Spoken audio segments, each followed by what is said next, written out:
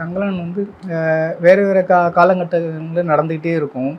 அப்போது ஒரு 9ஆம் நூற்றாண்டில் ஒரு கதை நடக்கும்போது அதில் என்ன மாதிரி அவங்க வந்து கருவிகள்லாம் யூஸ் பண்ணாங்க, சண்டை போடுறதுக்கு அவங்க என்ன மாதிரி பண்ணாங்க, இப்போது தங்கம் தேடுறதாங்கன்னா அது என்ன மாதிரி பொருள் வச்சு அது தேடினாங்க, அது சலிக்கிறத எதை வச்சு பண்ணாங்க, இப்போ அந்த தங்கம் கிடைச்ச கல்லை வந்து அது எப்படி சுத்தம் படுத்தினாங்க, அதுலேருந்து எப்படி வந்து தங்கத்தை பிரித்து எடுத்தாங்க, இப்போ அந்த டீட்டெயில் எல்லாமே பண்ண வேண்டியதாக இருந்தது.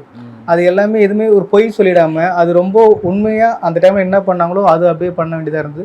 அப்படியே கதை 18ஆம் நூற்றாண்டுக்கு வரும்போது இப்போ இந்த நூற்றாண்டில் வந்து என்ன மாதிரி வந்து பொருட்கள்லாம் கையில் வச்சுருந்தாங்க, அந்த கல்லை உடைக்கிறது என்ன மாதிரி ஆயுதங்கள்லாம் பயன்படுத்தினாங்க, மறுபடி தங்கத்தை எப்படி கண்டுபிடிக்கிறதுக்கு என்ன மாதிரி கருவிகள்லாம் யூஸ் பண்ணாங்க, அதை மறுபடி எப்படி சுத்தப்படுத்துனாங்க, ஒரு ஒரு காலகட்டத்துக்குமே அதனோட ப்ராசஸ் என்ன இருக்குமோ அதை அப்படியே உண்மையாகவே பண்ணியிருக்கோம். அந்த கெமிக்கல்லேருந்து என்ன யூஸ் பண்ணுவாங்க, பாதரசம்லாம் பாதரசம் வச்சுருக்கோம்.